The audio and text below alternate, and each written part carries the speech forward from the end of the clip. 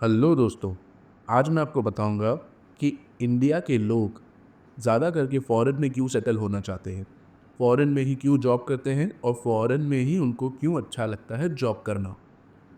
सबसे पहली बात, इंडिया का एजुकेशन सबसे वाहियात है। इंडिया का एजुकेशन, क्योंकि एजुकेशन मिनिस्टर ही खुद अनपढ़ है, उसको एजुकेशन का ई तक नहीं मालूम। दूसरी बात, हमको जो पढ़ाया जा रहा है वो हमको सिर्फ ज्ञान देने के लिए पढ़ाया जा रहा है। उसको रियल लाइफ में कहाँ उतारे, कहाँ यूज़ करे, ऐसा कुछ नहीं बताया जाता। क्योंकि पढ़ाई करने के बावजूद हमको इंडिया में ही जॉब नहीं लगती। प्राइवेट सेक्टर तो छोड़ो, प्राइवेट सेक्टर तो खाली कॉल सेंटर ही मिलता है। गवर्नमेंट सेक्टर में ये लोग ने खुद के बैरियर्स बना के रखे हैं। SC ST OBC वालों को ये लोग प्रायोरिटी देते हैं और मिडिल क्लास वाले और अमीर लोगों को ये लोग जॉब देने का नाम ही नहीं रखते। एग्ज़ाम पास करने के बावजूद हमको जॉब नहीं मिलती, हमसे रिश्वत मांगी जाती है, क्योंकि हम SC ST OBC वाले नहीं, हम जनरल कैटेगरी के। और दूसरी बात, ये एग्ज़ाम को पास करने के बाद हमको एग्ज़ाम में के लिए जो पढ़ाया जाता है वो कहाँ यूज़ होता है वो तक नहीं बताया गया। क्योंकि जब गवर्नमेंट जॉब लगती है तो जो पढ़ाया गया था उसमें से तो कुछ इस्तेमाल कर ही नहीं सकते हम, क्योंकि हमको बेकार ही फालतू ज्ञान पढ़ाया गया था। और दूसरी बात, जब भी आप प्राइवेट सेक्टर में जॉब करने जाते हैं तो वो सिर्फ कस्टमर सर्विस की ही जॉब देते हैं, या तो कॉलिंग की, या तो चैटिंग की, या तो ईमेल की।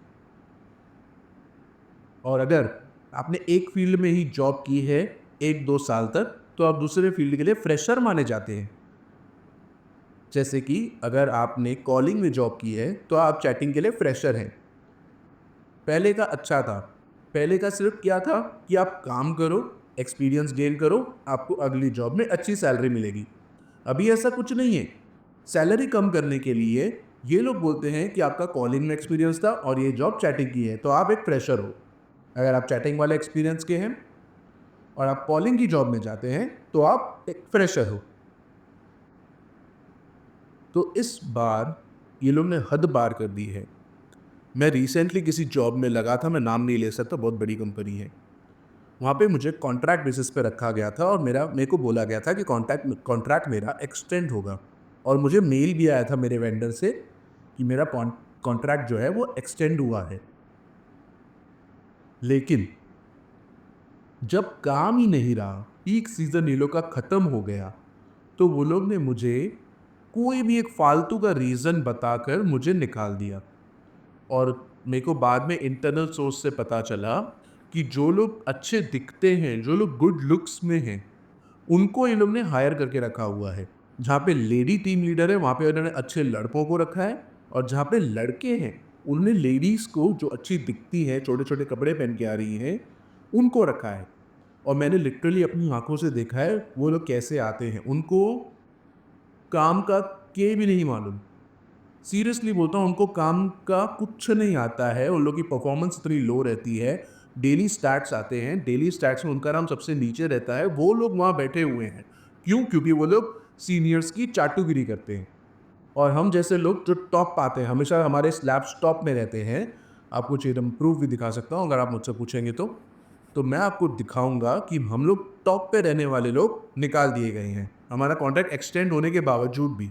इन्होंने हमारा बैकग्राउंड वेरिफिकेशन में इशू बताकर हमें निकाल दिया गया, जबकि सब कुछ क्लियर था, सारे डॉक्यूमेंट्स भी प्रॉपर थे। इन्होंने कहा था प्रीवियस कंपनी से मेल मंगवा लो क्लैरिफिकेशन के लिए। वो मेल तक आ गया, लेकिन तब भी ये लोग ने एक्सेप्ट नहीं किया। और इन्होंने बोला कि आप जिस कंपनी में हो वो कंपनी एक्सेप्ट नहीं कर रही।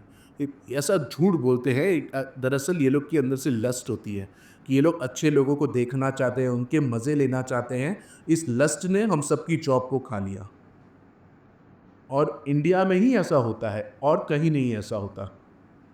इसीलिए यही रीज़न है कि ज़्यादा करके लोग इंडिया में जॉब करना ही नहीं चाहते, क्योंकि पढ़ाई करने के बावजूद भी हम वो काम कर रहे हैं जो 10th स्टैंडर्ड और 12th स्टैंडर्ड का बच्चा भी कर लेगा।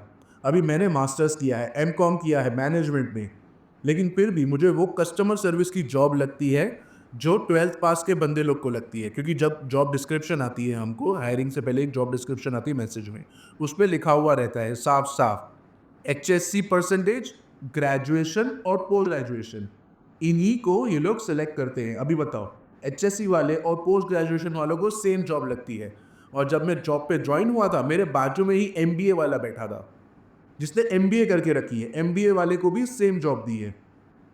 और सबसे बड़ी बात तो ये लोग ने इतना भेदभाव किया था, प्रेशर्स लोग को ये लोग 60-60 हज़ार रुपए की सैलरी दे रहे थे, और हम जैसे ग्रेजुएट्स को, एक्सपीरियंस वाले ग्रेजुएट्स को, पोस्ट ग्रेजुएट्स को ये लोग 35 से 30 हज़ार दे रहे थे खाली, वो भी सिर्फ कुछ टाइम के लिए, उसके बाद तो हमको निकाल ही दिया गया।